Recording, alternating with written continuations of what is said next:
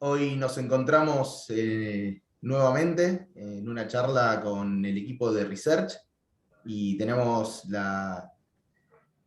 un invitado especial, Rodrigo Velese, de MatBarrofex, que le agradecemos también por la presencia a todo lo que es MatBarrofex, siempre de la mano con LBO. Hoy vamos a presentar qué pasa en el mercado de cambios. Tuvimos unas semanas bastante convulsionadas, cambio de ministro de Economía, eh, volatilidad en los mercados, suba del tipo de cambio, expectativa de devaluación. Bueno, no me quiero adelantar a lo que va a ser la presentación de hoy.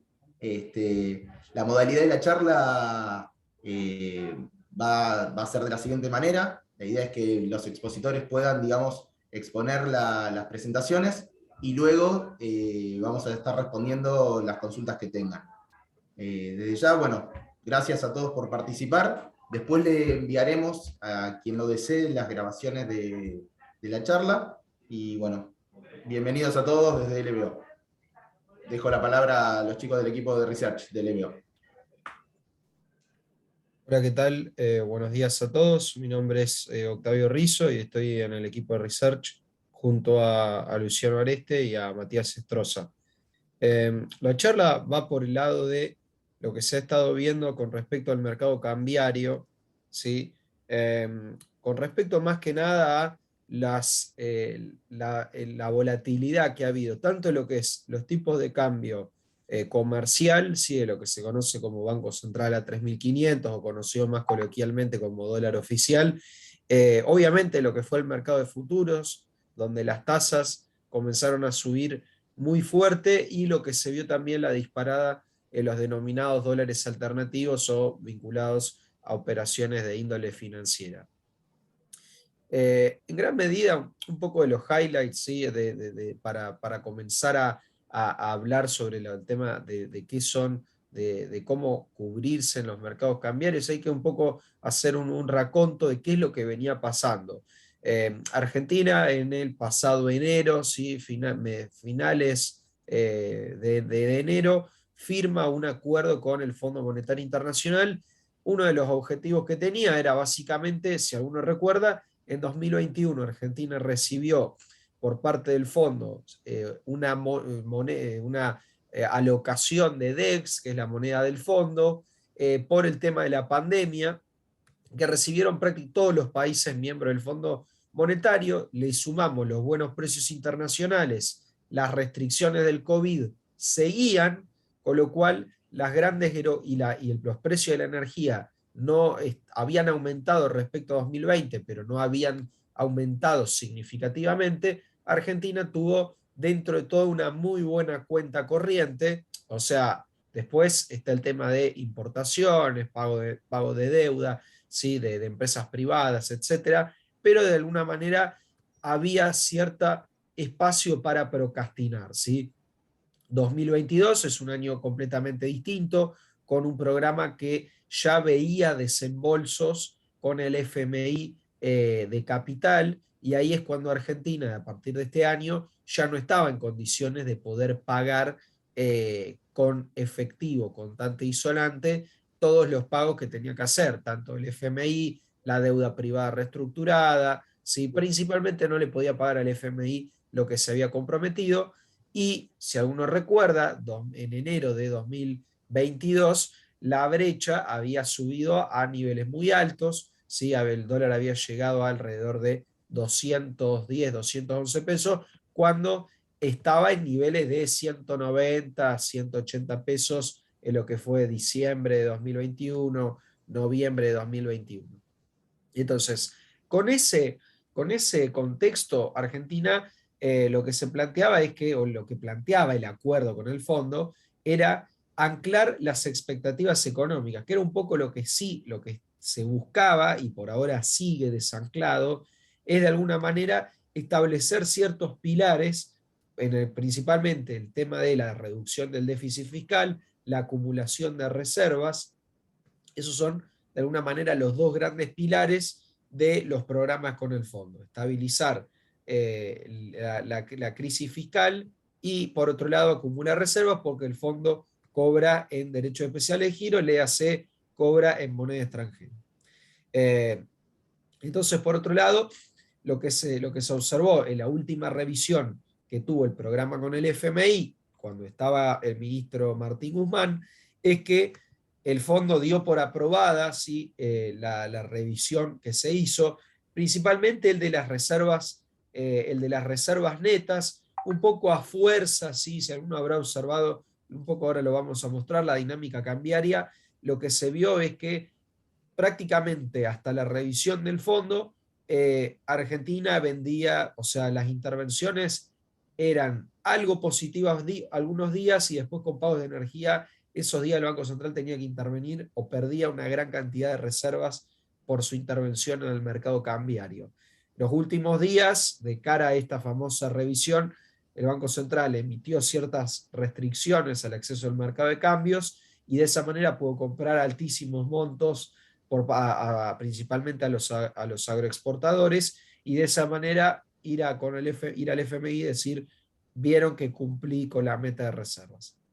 Otro punto también importante dentro de lo que es el acuerdo con el FMI es el tema del financiamiento en moneda local por un 1% del PBI. ¿Por qué es importante eso? Porque el FMI lo que le está diciendo es, vos tenés que ser más resiliente a el mercado de crédito extranjero, y de esa manera lo logras con deuda en moneda local. El problema acá es que el grueso de la deuda en moneda local se está emitiendo ajustada por inflación y la inflación no para de subir, con lo cual es las erogaciones nominales, o sea, lo que hay que pagar en pesos nominales, cada vez es más alta porque esa deuda se ajusta por inflación. Otro punto también importante es que se cumple la meta de déficit primario, ¿sí? De aproximadamente el 18% en lo que va del año. O sea, la meta del déficit primario se cumplió en 16.000, perdón, en 162.000 millones, que es el déficit efectivo, contra los 874.000 millones que fueron autorizados por el FMI para este año. Es decir, el 18,4% del gasto fue de alguna manera del déficit, fue autorizado, aunque hay que tener en cuenta que el gasto público y en consecuencia el déficit, ¿no? Tiene cierta estacionalidad porque es en noviembre y en diciembre cuando están los mayores pagos, principalmente aguinaldos y ciertas erogaciones de la administración pública nacional. Entonces, otro punto también, volviendo al tema de las reservas, es que a pesar del cepo y la altísima liquidación de dólares por parte del agro, el Banco Central no logra acumular dólares para una época que estacionalmente se acumulan dólares. Todo lo que es el interín de abril hasta agosto, el Banco Central en general compra dólares, no está vendiendo dólares, y acá un poco lo que se está viendo es eso, es que ha comprado algo en el neto, pero lo que compra es muy marginal en relación a años anteriores. En el caso de 2021, por ejemplo, estaba comprando 3, 4 veces más comparado a este año el Banco Central dólares. Otro punto también, ¿no? de esta famosa corrida que comenzó, este cierto descalabro, comienza en primeros días de mayo, cuando una empresa de la Administración Pública Nacional necesitaba fondos, ¿sí? para hacer un pago, una importación de energía, y no tenía la partida presupuestaria destinada a eso, y generan un rescate en un fondo común que tenía en gran medida títulos ajustados por inflación.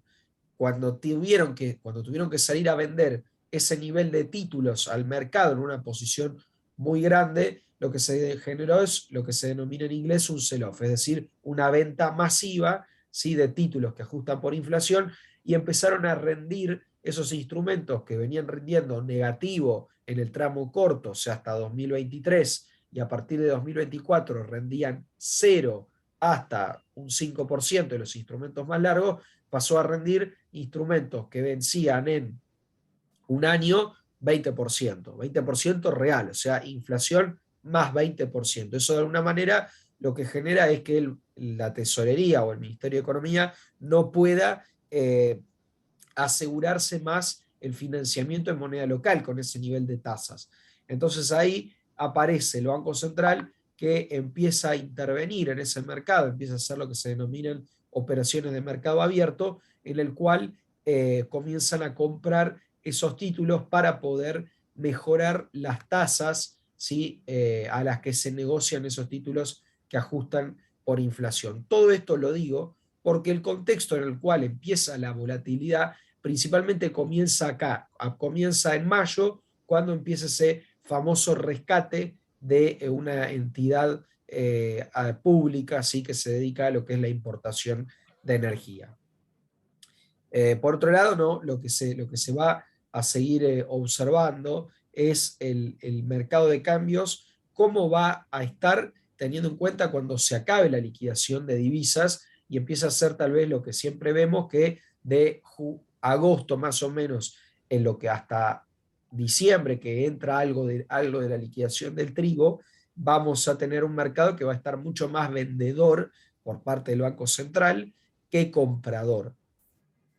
Eso con respecto un poco hacia dónde estamos y hacia dónde vamos. Fíjense acá lo que es la liquidación del sector agroexportador, lo que fue, por ejemplo, para el año 2022. Fíjense que estamos muy arriba con respecto a años anteriores. Ya estamos llegando a cierto pico, ¿sí? En relación, por ejemplo, al año 2018, que fue uno de los años que mayor liquidación hubo en lo que fue junio hasta junio aproximadamente, pero los niveles de liquidación por parte del agro son muy altos en relación a años anteriores. Comparemos, por ejemplo, 2021, sí, que fue también un buen año, todavía está por debajo, y cuando uno mira lo que es la tendencia, parecería que a partir de julio más o menos, sí, o sea, de este mes, empezaría a cesar lo que es la liquidación del agro, perdón, comparado a otros meses.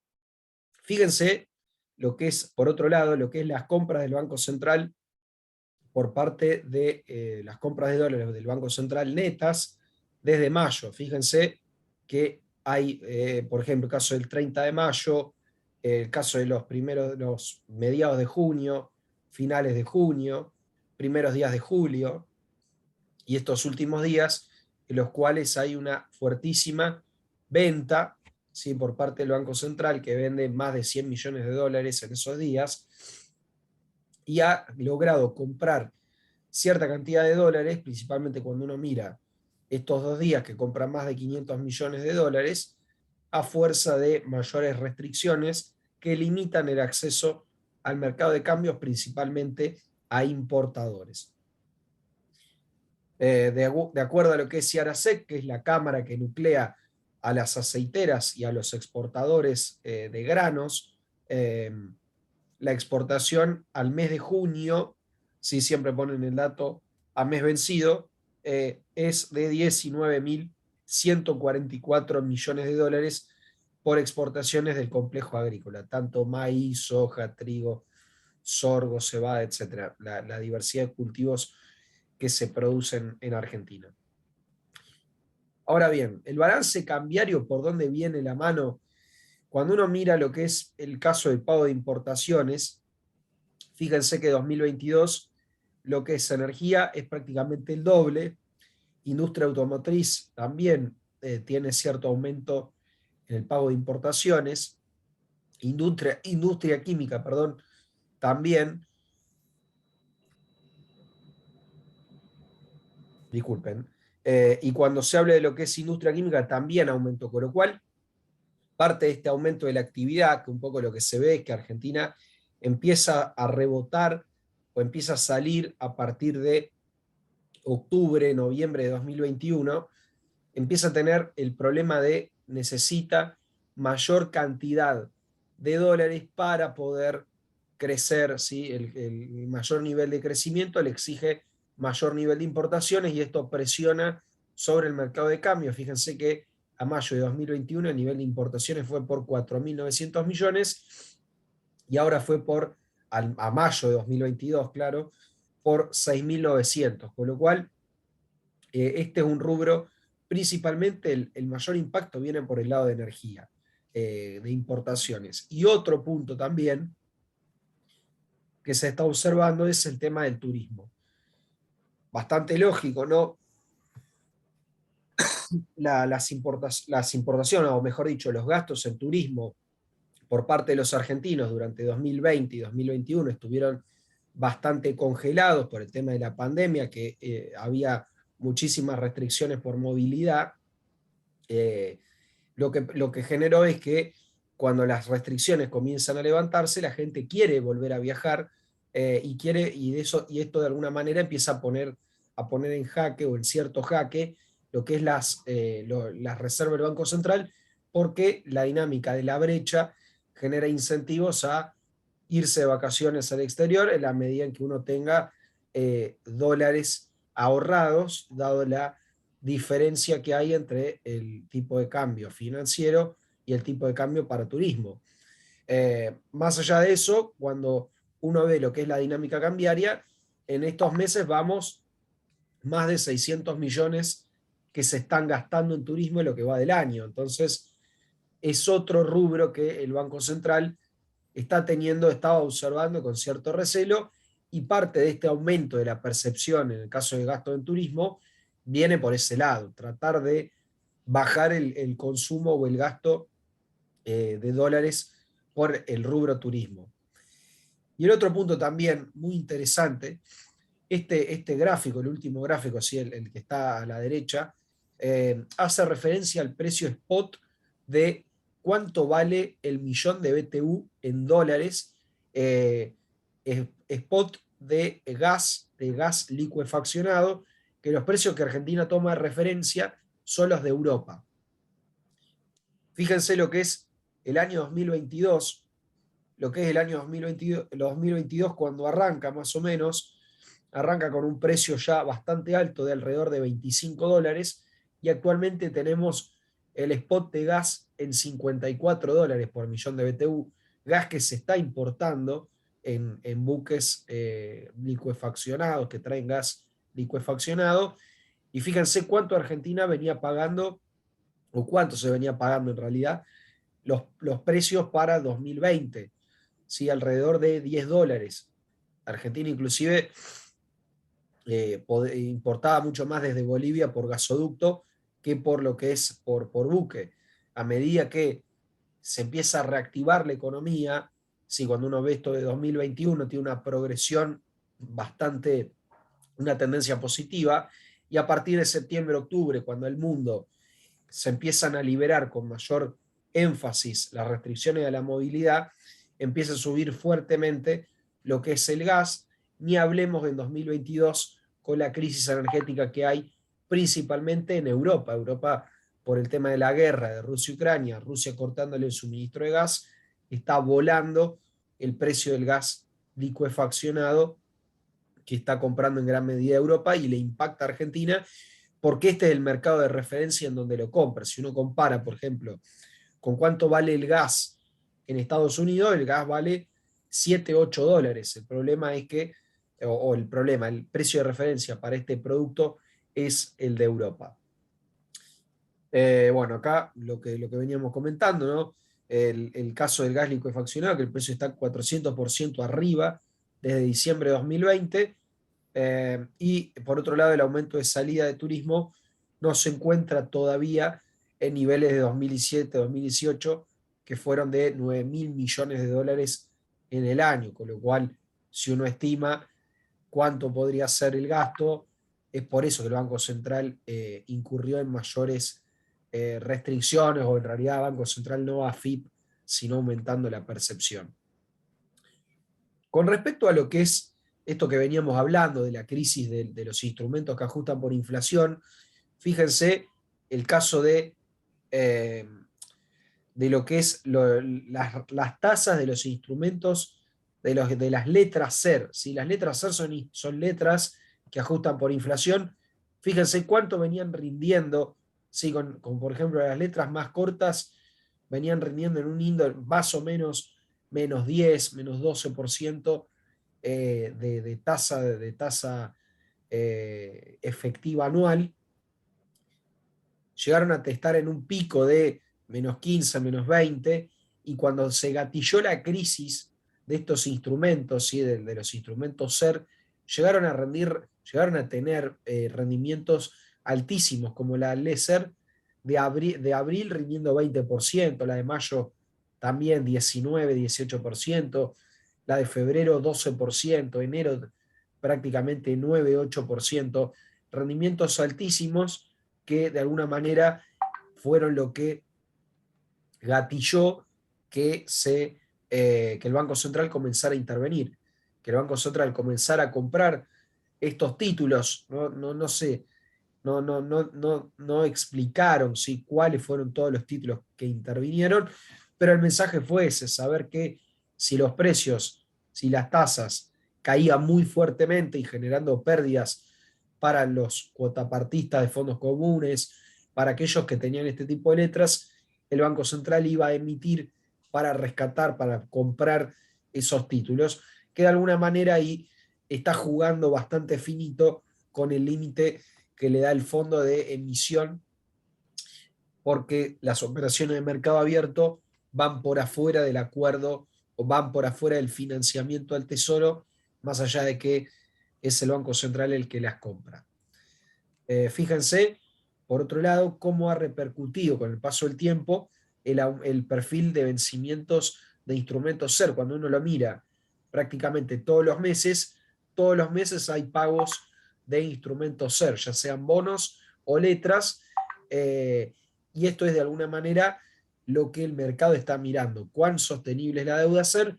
Actualmente la deuda SER es alrededor, sí, el 50%, 55% es deuda en moneda extranjera que paga dólar billete, y la deuda SER era alrededor del 5% en 2019 y ahora es más o menos el 14% con respecto al stock de deuda del Estado Nacional, con lo cual esta deuda ha tomado cada vez mayor relevancia.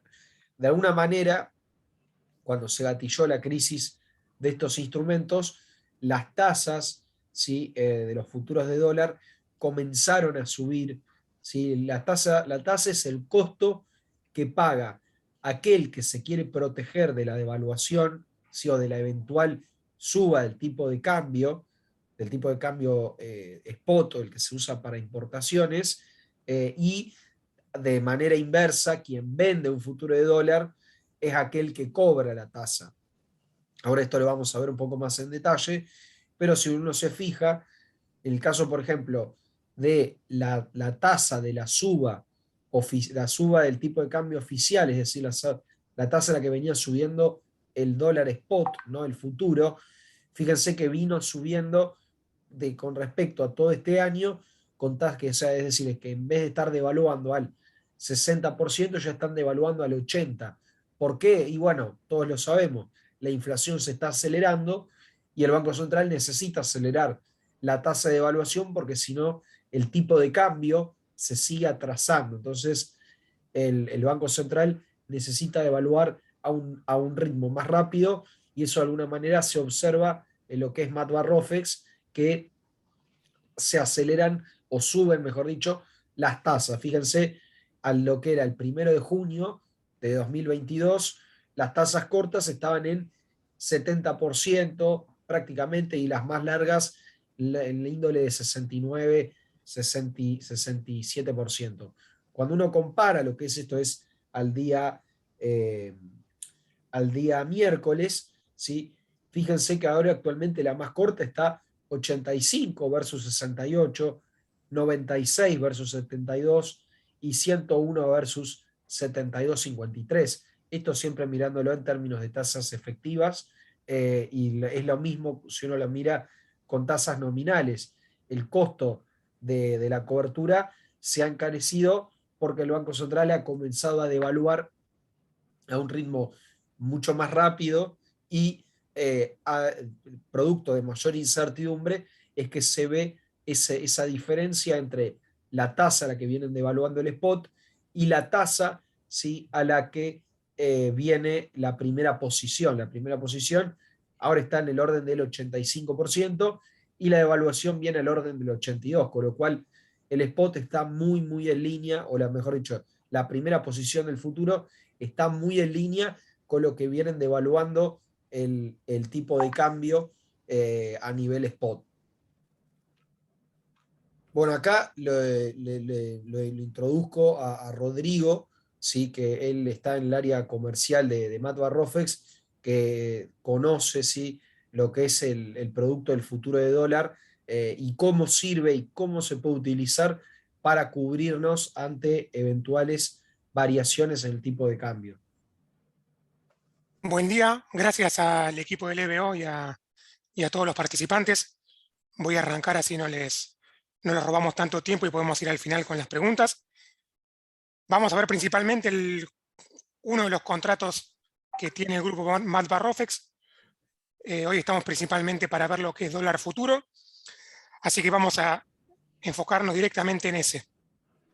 Cualquier duda que tengan, tienen el canal de preguntas y respuestas, así que pueden ir dejándolas por ahí. Para arrancar, para que tengan en claro, cuando se negocia el contrato de dólar futuro en Mat Barrofex, estamos negociando sobre un activo subyacente, porque el futuro, por supuesto, que tiene un activo subyacente atado. En este caso va a ser el dólar A3500 del BCRA. Ustedes, si entran en la página del BCRA o buscan en Google dólar A3500, van a ver la tira de precios, cómo va evolucionando diariamente. Así que cada vez que negocien este contrato, están negociando el A3500. El ticker, que es las siglas de cómo lo van a encontrar en las pantallas de negociación, ya sea a través de la pantalla que les puede dar el LBO o en el visor de precios que tenemos desde el mercado, que es abierto para todo el mundo, lo van a ver con las siglas DLR barra el mes y el año, por ejemplo, DLR barra julio, JUL 22, y así para todos los meses sucesivos. El tamaño. Un contrato que se está negociando equivale a $1.000. ¿Cómo es la cotización? Va a ser en pesos sobre dólares. ¿Cómo liquida? Los contratos de futuros pueden liquidar en efectivo o cash, o si no, con entrega de delivery, a diferencia de los contratos de agro, que algunos de los contratos tienen entrega con delivery. En el caso del contrato de dólar, no, lamentablemente no van a recibir dólares, pero acá me salto a la forma de... no, está acá, está en la forma de liquidación. Ustedes lo que van a recibir van a ser pesos por diferencia. Por ejemplo, si compran a determinado precio y el precio sube, ustedes cuando cierren el contrato o lo cancelen, se van a llevar ese diferencial de precio en efectivo y en pesos. ¿En qué horario se puede negociar este contrato? Van también. Hay diferentes horarios para el mercado, pero lo que es para dólar va a ser de 10 de la mañana hasta las 15 horas, que por lo general coincide con el horario del spot del activo subyacente. ¿Cómo es el vencimiento? Nosotros cuando operamos futuros, por ahí a diferencia de operar una acción, que la acción me la quedo hasta tanto y en cuanto yo quiera, y la vendo, la liquido cuando tenga ganas, el contrato de futuros tiene un vencimiento. El contrato de dólar julio, por ejemplo, vence el último día hábil del mes del contrato. Todos los contratos del dólar julio son igual. En este caso vence, si no mal no me acuerdo, el 29 de julio, el viernes 29, tiene 31 de julio, pero bueno, el último día hábil cae el viernes 29. Si yo mantengo el contrato hasta el 29, ese día se me va a cerrar solo automáticamente, o bien lo puedo cancelar antes, depende de la estrategia que yo tenga de inversión o especulación. ¿Cómo va a ser el precio cotizado? ¿Por cuánto va a ser la variación de ese precio cotizado? Va a ser de 0,01 pesos por cada dólar. Como pueden ver, tiene 2 decimales. Antes tenía 3, pero bueno, por una cuestión de simplificar la operatoria se achicó a 2. Por ejemplo, yo puedo ofrecer comprar a 130,01, con 0,2, con 0,3, así hasta el precio que a mí me sea conveniente. Tenemos 2 ruedas de negociación. Puede ser una rueda minorista y una mayorista. La minorista el mínimo contrato que yo puedo poner va a ser de un contrato, y después en la mayorista va a ser de 1000. Seguramente cuando entren o vean el visor de precios, hay un renglón que es dólar, por ejemplo, DLR barra julio 22 y DLR barra julio 22A. Esa A significa que estamos viendo la oferta del segmento mayorista. Por supuesto que también nos podemos encontrar que las puntas de compra y de venta, o las ofertas de compra y de venta no son las mismas, porque por supuesto que el que está ofreciendo comprar un contrato y el que compra 1000 va a tener otro poder de negociación y muchas veces puede hasta ofrecer un poco menos del precio, pero llévense que a la hora de ajustar el precio, que cuando cierra la rueda hay un precio de ajuste, por supuesto que los dos ajustan lo mismo porque estamos hablando de la posición julio en este caso. Así que esas serían las especificaciones del contrato de dólar. Bien, dos factores importantes a la hora de operar futuros, que son fundamentales y está bueno que se lo lleven. Márgenes y diferencias. Nosotros cuando operamos un contrato de futuro tenemos que integrar un margen inicial, ¿no? Que lo que se busca... Creo que no anda la batería, le voy a decir al tipo que la compré, le conozco. Tenemos, ahí va, gracias. Integramos lo que son márgenes cuando abrimos un contrato. Esto por supuesto que se pide al comprador y al vendedor, después vamos a ver un ejemplo bien práctico. Esto lo que busca es minimizar el riesgo de la operación, porque cuando operamos un futuro estamos operando, de alguna forma estamos siendo apalancados. Recuerden que cada contrato equivale a $1000, por eso lo que se busca con esta integración del margen es que se disminuya ese riesgo, que en este caso está llevado a cabo por la Cámara Compensadora, que es Argentina Clearing y Registro. Y acá hay dos preguntas que salen ser muy normales en cualquier charla o en cualquier consulta que nos llega al mercado sobre los márgenes. Si el margen va a variar si yo estoy comprando o estoy vendiendo, acá para que se lleven, no va a variar, siempre el comprador y el vendedor ponen exactamente el mismo margen. Con eso le da la pauta de que es bastante seguro y bastante robusto la participación de Argentina Clearing, que es la que está velando por la concertación de la operación. Y después otra pregunta es que si es el mismo margen cuando yo opero una posición cercana a una posición lejana. Nosotros dijimos que tenemos el contrato de dólar julio para el mes que estamos ahora en curso y pueden tener hasta 12 meses calendarios listados de acá en adelante, hasta julio del 2023. Y acá la respuesta es no. Por supuesto que cuando estamos operando dólar julio se nos pide un margen, cuando opero septiembre se pide un poco más, agosto y así sucesivamente, también lo vamos a ver. Cada vez que nos alejamos en el tiempo, el margen requerido va a ser un poco más grande. Y después el segundo nivel, que ingresan en esta operatoria de futuros, van a ser las diferencias diarias, ¿no? Por ahí tal vez cuando uno opera una acción, que es lo más común, un CDR, va viendo la variación diaria de precio y no tiene que integrar nada, solamente ve la fluctuación del precio y si estoy ganando o estoy perdiendo. En el caso del futuro, si yo estoy ganando por diferencia de precio, cuando compré y el precio subió, estoy ganando, o si vendí y el precio bajó, también estoy ganando, serían como los escenarios de ganancia, pero cuando estoy perdiendo, tengo que el otro día integrar, o en el mismo día, depende el riesgo que maneje cada broker en este caso, tienen que depositar la diferencia diaria. Esto se hace por una lógica bastante clara. Supongamos que alguno de nosotros opera dólar octubre y lamentablemente las diferencias diarias se nos vuelven en contra, que se vuelve desfavorable nuestra estrategia.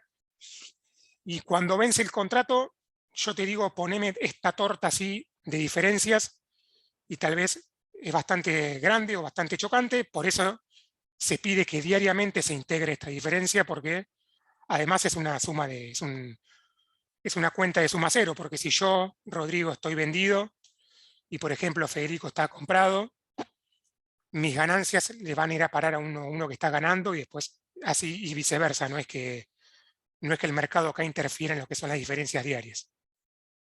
Así que estos serían los dos primeros niveles. Integramos un margen cuando abrimos el contrato que una vez que el contrato es cerrado por nosotros o cancelado, se nos devuelve ese margen. Eso es fundamental también para que se lo lleven. Y el segundo nivel son las diferencias diarias, que serían según la fluctuación de precio. Acá lo que estamos viendo son los márgenes que se nos piden por contrato. Yo les había mencionado que para el mes de julio, por ejemplo, el primer mes, se integran 20.000 pesos. Esto cambió justo ayer. El equipo de riesgo del mercado semanalmente y mensualmente corre un análisis de riesgo para ver si deben o no ajustarse los márgenes por diferentes factores. Acá tenemos, bueno, claramente un tema de volatilidad y bastante exposición a lo que fue la subida del dólar. Así que se ajustaron ayer. Se pedía un poquito más, 17.000 pesos, me parece que, si mal no me acuerdo, para la posición más cercana. Ahora se piden 20.000. Y esto se lee así: primer mes, que es julio, se piden 20.000 pesos por contrato. El segundo mes, que sería agosto, se piden 21.400, y así sucesivamente los 12 meses calendario. Como podrán ver, el último mes, como es una posición más lejana y el riesgo por supuesto que es otro, se piden los 35.000.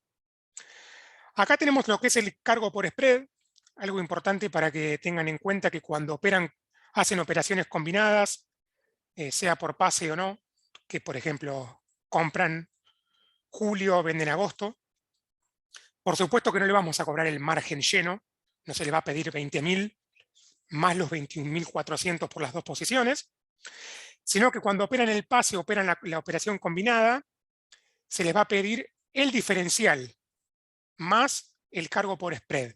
O sea, si yo opero julio y agosto, se nos pide 21.400 menos 20.000 más 1.000. Entonces se nos va a pedir 1.400 por la combinación, más el 1.000, que serían 2.400 por hacer la compra-venta.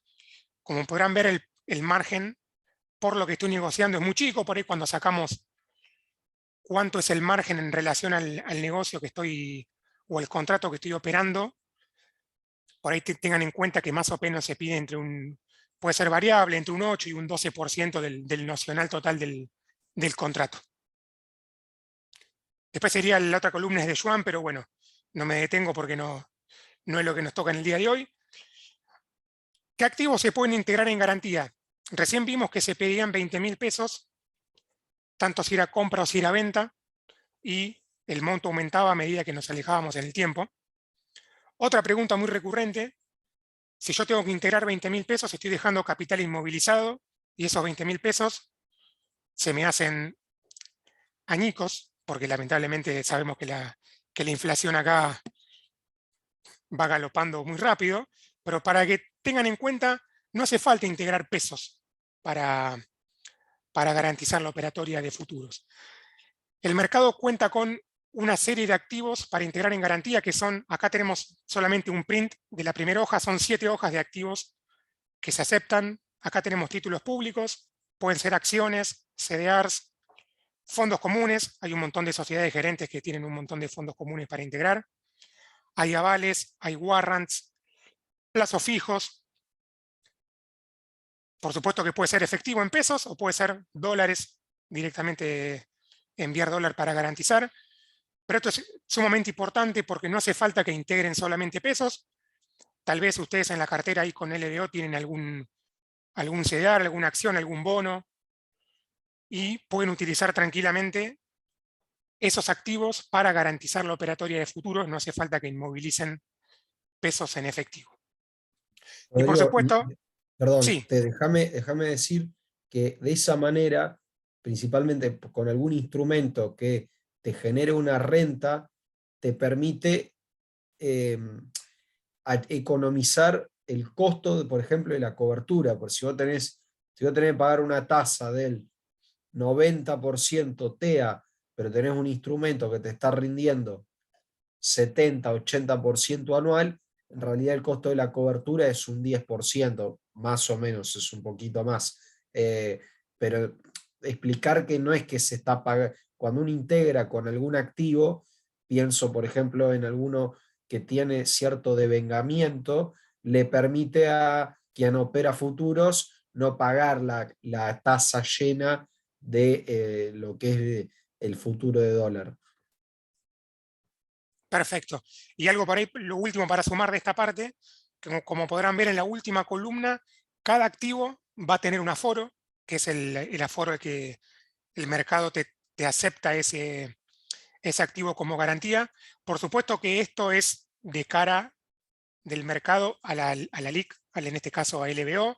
Después si la LIC por ahí le pide un poco más de margen o otro aforo, totalmente eso es a discreción de cada gente porque depende de cada riesgo y de cada participante.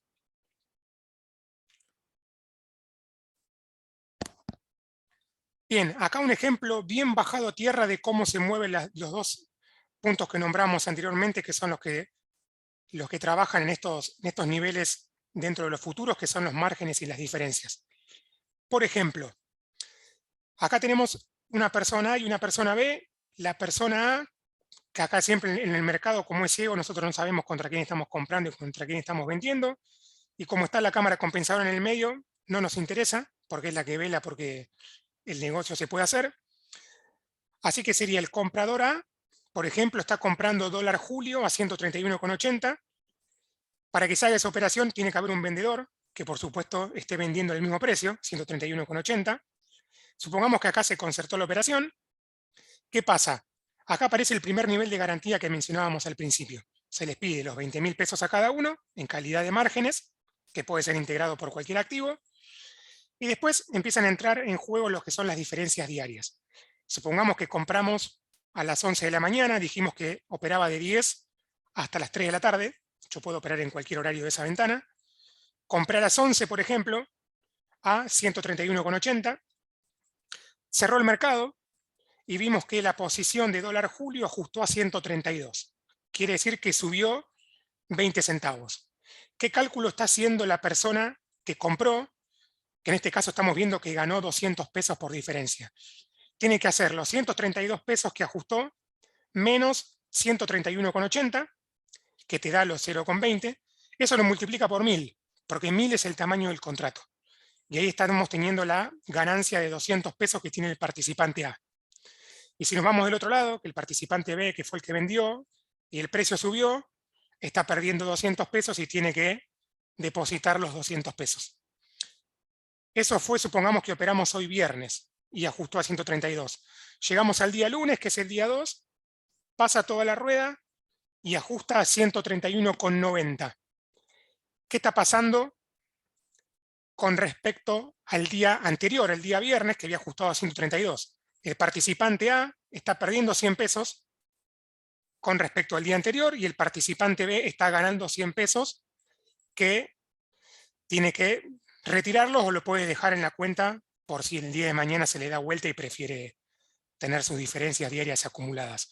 Así que este sería bien básico cómo sería el ejemplo de una operación de dólar a futuro y los principales costos o niveles que aparecen. Por supuesto que acá estoy dejando algo sin mencionar, que son los derechos de registro, que tal vez puede ser se puede tomar como el único costo, derecho de registro barra comisión, que es lo que cobra el agente, que sería el final de la operación, porque el margen se nos reintegra y la diferencia va a ser solamente fluctuación de precio, que va a ser según nuestra estrategia, y el último costo al final serían los derechos de registro.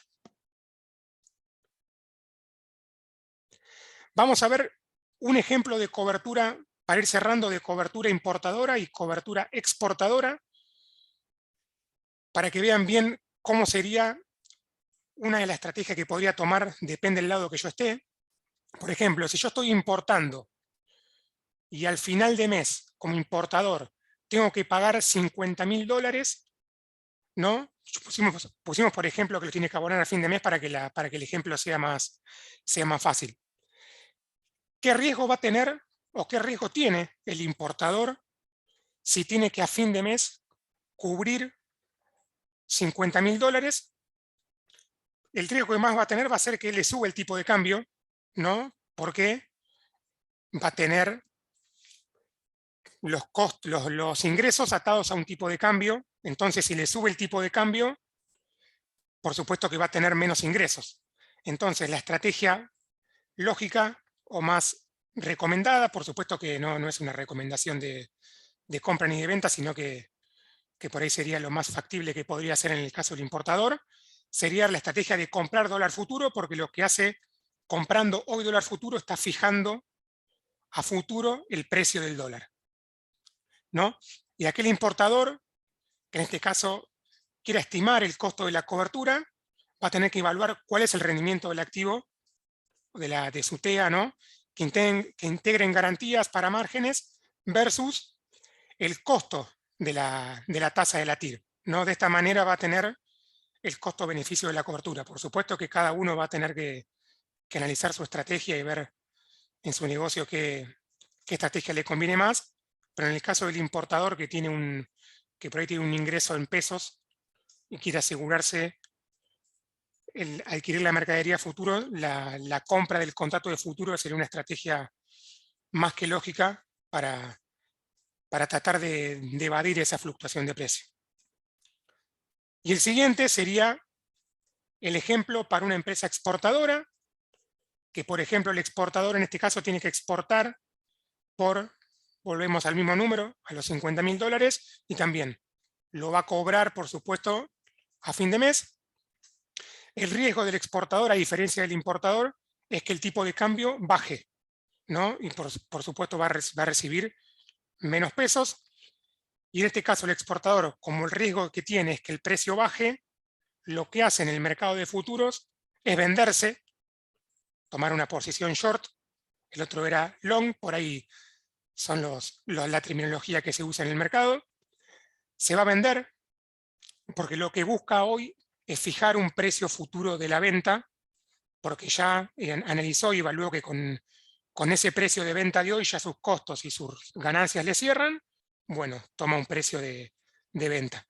Así que todos son los ejemplos más básicos para un importador y un exportador, que por ahí son los participantes que vemos más aptos para tomar este tipo de cobertura. Por supuesto que si hay algún especulador que quiere posicionarse a la baja o al alza, también puede hacerlo, pero nos parecían bastante piolas de mostrarles qué estrategias podían tomar, depende de qué lado del mostrador les toque estar.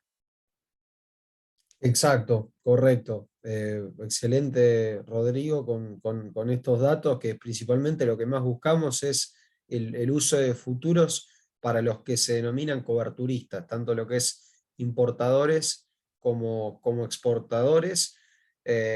Así que bueno, Fede, ¿te parece abrir el espacio a preguntas? Sí, dale, perfecto. Me llegaron muchas por privado. Se ve que, pero bueno, aguardame que voy leyendo.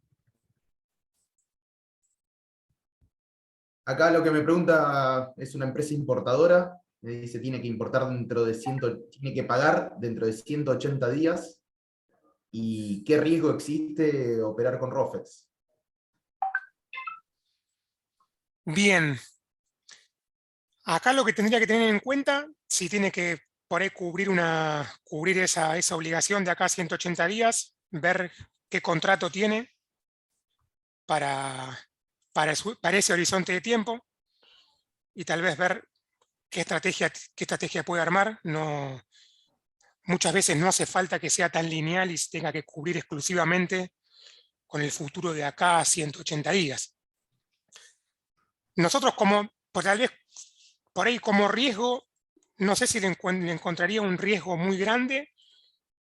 Tal vez lo que tiene que tener en cuenta es que si él toma una cobertura, el importador compradora, y el precio por ahí se le da vuelta, que el precio empieza a bajar y tiene unas diferencias diarias negativas, lo que puede tener en cuenta es que el contrato de futuro lo puede cancelar cuando él quiera.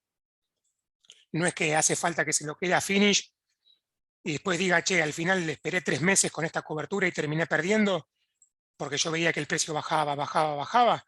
Tienen la total libertad de cerrarlo, para que tengan en cuenta algo que hay que ver a la hora de operar futuros, tal vez, y esto lo sumo, por ahí no tiene mucho que ver con la pregunta, pero está bueno que lo sepan, es mirar el open interest de las posiciones. El Open en este caso nos va a estar dando la profundidad que va a tener la posición. Hoy en día, el 85, te diría casi 90% del Open de todos los contratos de futuros de dólar están centrados en las posiciones cortas, en julio y agosto, pero bueno, va a tener, va a tener Open para septiembre o octubre si quiere hacer algún negocio, así que no habría ningún problema. No sé si alguno de los chicos de LBO quiere sumar algo más sobre esta pregunta. No, ahí me parece que otra opción puede ser la de comprar el futuro corto, que es tal vez donde hay mayor, como bien decís Rodrigo, mayor open interest, es decir, hay mayor liquidez, hay mayor volumen, con lo cual compra el futuro corto y lo va renovando todos los meses hasta llegar a su horizonte temporal objetivo, target. Eh, Fede, no sé si querés Bien, seguir. perfecto. Y después me preguntan cuestiones impositivas, si la empresa es importadora, si los costos, digamos, de las diferencias diarias lo pueden deducir de ganancias. Buena pregunta.